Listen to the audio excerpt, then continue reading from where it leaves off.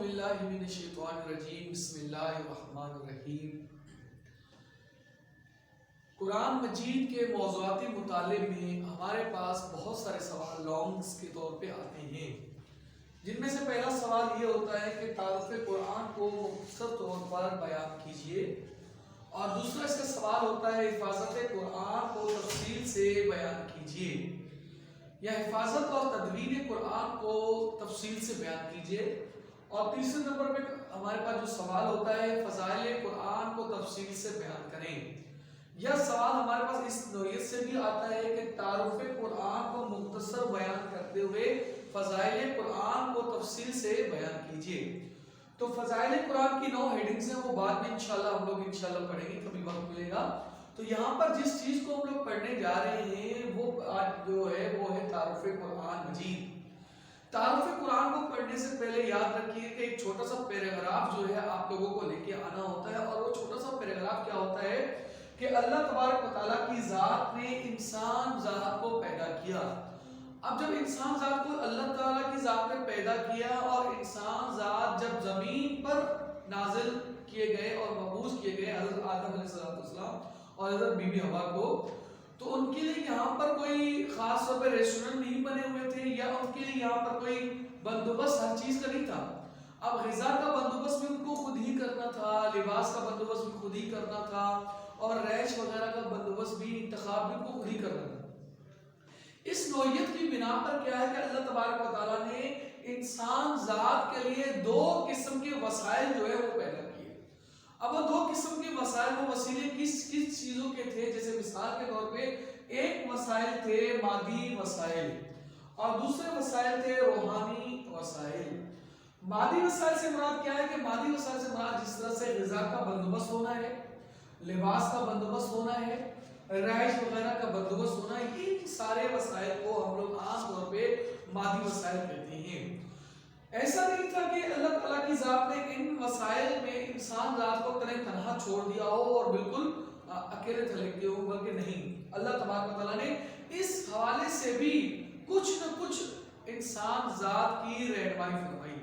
جیسے مثال کے طور پہ حضرت شیس علیہ السلام جو اللہ تبارک و تعالیٰ کے ایک نبی تھے، وہ جب آئے تو حضرت شیس علیہ السلام نے اپنے دور میں ہل کو ایجاد کیا تھا۔ اب ہل کیا ہوتا ہے کہ زمین کو اکھیڑنے کے لیے ایک آلہ ہوتا ہے، اور اس کے ذریعے سے ہم زمین کو اکھیڑ رہے ہوتے ہیں۔ اس سے پہلے جو تھا وہ لوہے کے یعنی کہ عام طور پہ جو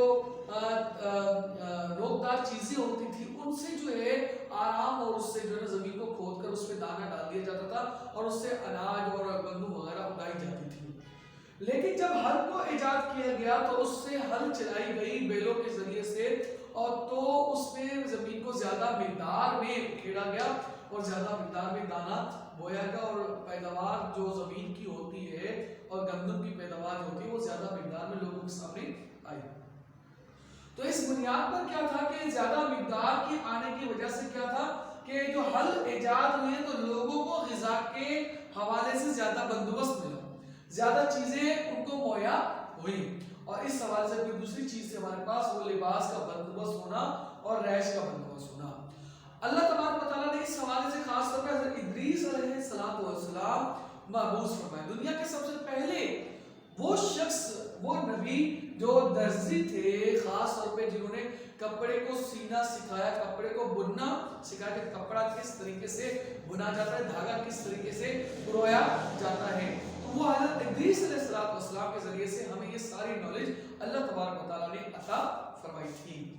دوسری چیز تھی کیا؟ حضرت ادریس علیہ السلام نے خاص طور پہ کئی شہر آباد کر کے وہاں پر لوگوں کو رہن سہن کے طریقہ کار سکھائے تھے، اور ان کے حوالے سے روایت میں آتا ہے کہ انہوں نے کئی شہر آباد کیے۔ اور آج اس قلم کے ذریعے سے ہم لوگ لکھ رہے ہیں، تحریر کر رہے ہیں، تو اس قلم کے ذریعے سے سب سے پہلے بھی متعارف جو کروایا تھا وہ کوئی اور نہیں تھے بلکہ حضرت ادریس علیہ السلام ہی تھے،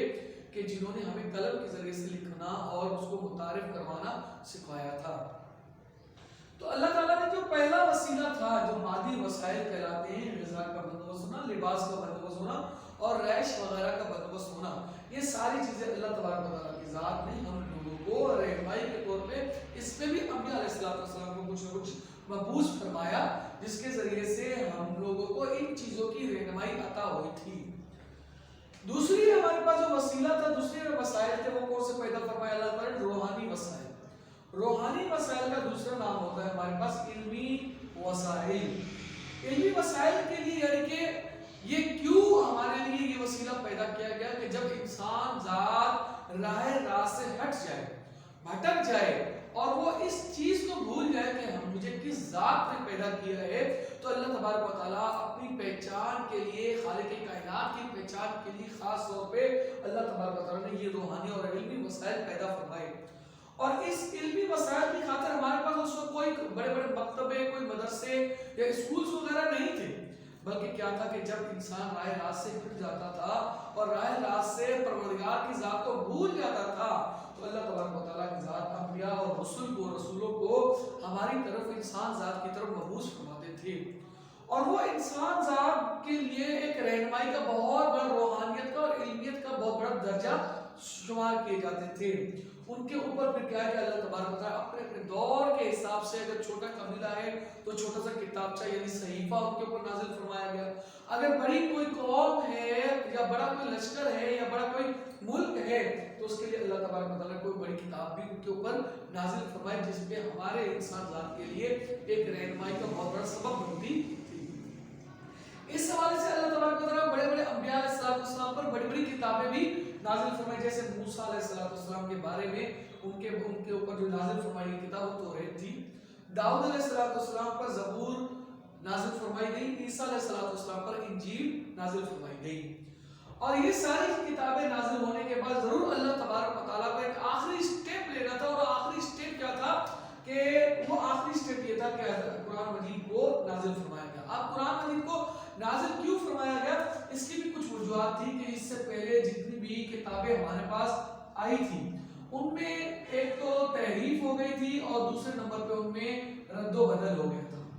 اب تحریف اور رد و بدل جو ان میں ہوا، ان سے کیا مراد ہے کہ تحریف اور رد و بدل کیا چیزیں تھی؟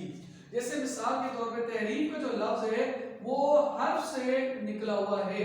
یعنی ان کے توراۃ، زبور اور انجیل کے حروف کو چینج کر دینا، حروف کو ہٹا دینا یا حروف کو ہی ختم کر دینا، یعنی حروف کچھ اور ہے اور ان کی جگہ پر لے کے کسی اور حروف کو لانا۔ تو انہوں نے اس چیز کے حوالے سے اس چینجنگ کو، اس چیز کو تحریف کہا جاتا ہے۔ دوسرے طور پہ ہمارے پاس ان کے یہاں کیا گڑبڑ ہوئی تھی؟ توراۃ، زبور اور انجیل میں رد و بدل ہو گئی۔ رد و بدل کا لفظ جو ہے ہمارے پاس دو چیزوں سے نکلا ہوا ہے، ایک ہوتا ہے رد اور دوسرا ہوتا ہے بدل۔ رد کا مطلب آپ کو پتہ ہے کہ بالکل ختم کر دینا، ہٹا دینا، اور بدل کا مطلب یہ ہوتا ہے کہ اس کی جگہ پر دوسری چیز کو لے کے آنا، بدل ڈالنا ہے احکامات کو۔ تحریف کو رد و بدل کے طور پہ بعض اوقات کس طریقے سے یہ کام ہوتے تھے کہ یا تو وہ لوگ اس طریقے سے کرتے تھے کہ بھئی پورے کے پورے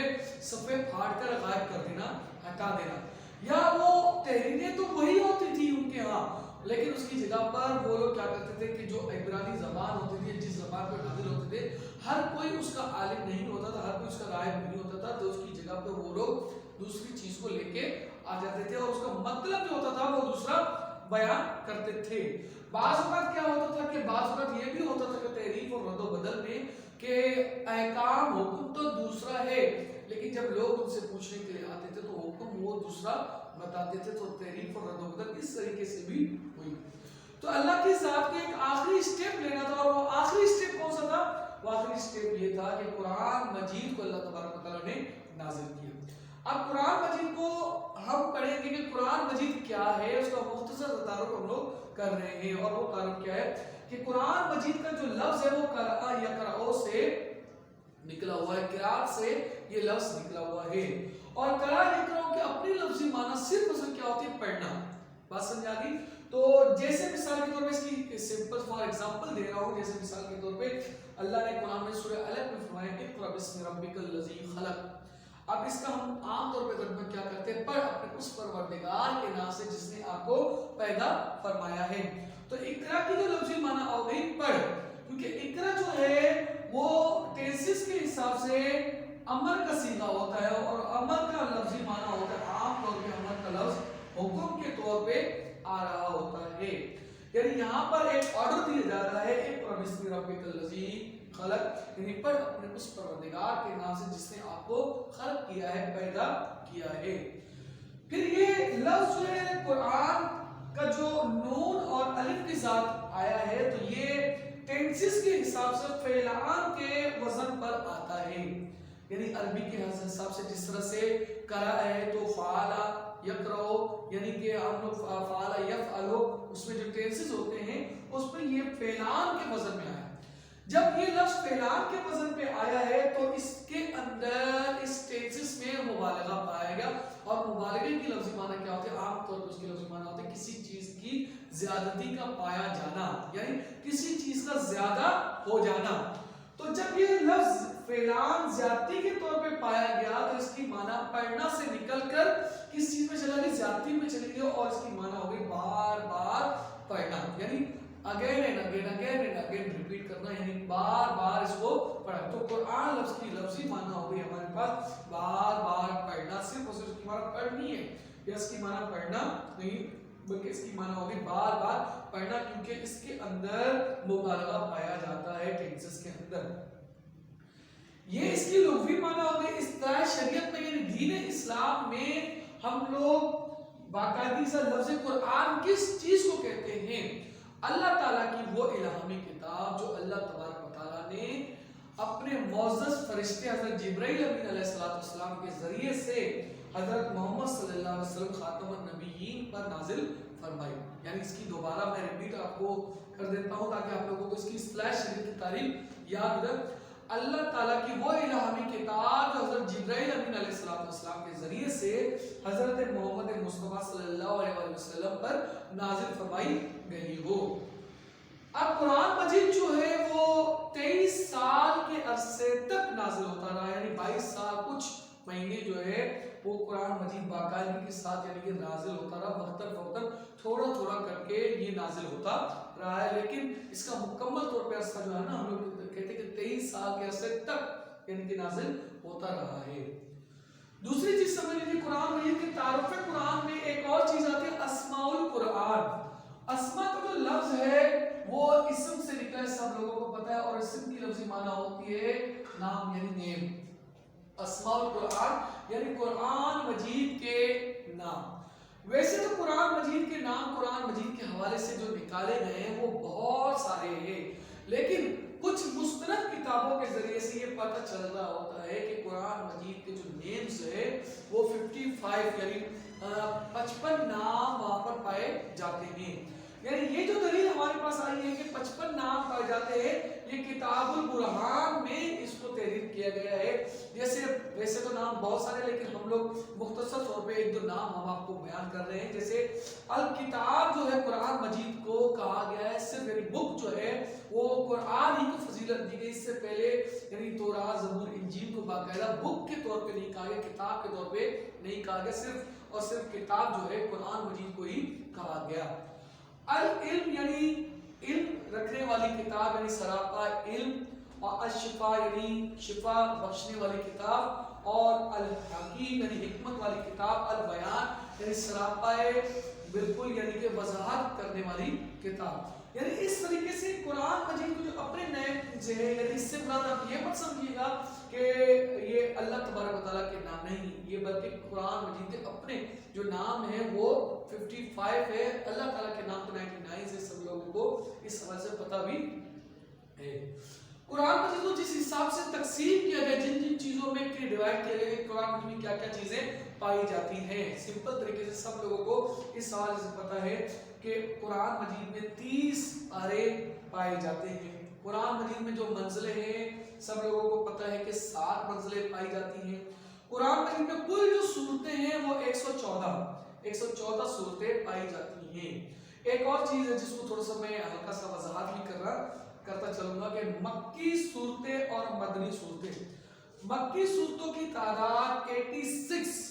ہے، اور بعض لوگوں نے کہا کہ اس کی تعداد جو ہے 87 ہے، بات سمجھ آ گئی، اور مدنی صورتوں کی تعداد 28 ہے، یعنی بعض لوگوں نے کہا اس کی 27 کی تعداد ہے۔ چاہے آپ ان دونوں کو آپس میں ملائیں گے تب بھی وہ تعداد جا کے 114 ہی کھڑی ہوتی ہے، یا ان دونوں کی تعداد کو آپس میں ملائیں گے تب بھی وہ 114 ہی کھڑی ہوتی ہے۔ اگر مکی اور مدنی صورتوں کی تعداد آپ لوگوں کو اختلاف میں آ رہی ہو کہ بعض وقت مکی صورتوں کی تعداد آپ کو ذہن نشین نہ ہو رہی ہو یا مدنی صورتوں کی تعداد ذہن نشین نہ ہو رہی ہو، تو دونوں کو جب آپ پلس کریں گے، چاہے اس کو پلس کریں یا اس کو پلس کریں، اور 114 اگر آ جاتا ہے تو آپ سمجھ جائیے گا کہ اب مکی صورتوں کی تعداد ہم لوگوں نے صحیح طور پہ لکھی ہے۔ تو یہ مکی صورتیں اور مدنی صورتیں تھوڑا سا تعارف کرتا چلو کہ مکی صورتیں وہ صورتیں جو مکہ المکرمہ میں نازل ہوئی، اور مدنی صورتیں وہ صورتیں جو مدینہ المنورہ میں نازل ہوئی۔ اس کے عام طور پہ اس طرح سے بھی تعریف کر سکتے ہیں کہ مکی صورتیں وہ صورتیں جو ہجرت مدینہ سے یعنی ہجرت کرنے سے پہلے نازل فرمائی ہوئی، چاہے وہ سفر میں ہو یا کہیں پر بھی ہو یا حضر میں ہو کہیں پر بھی ہو، تو مکی صورتیں وہ صورتیں کہلاتی ہیں۔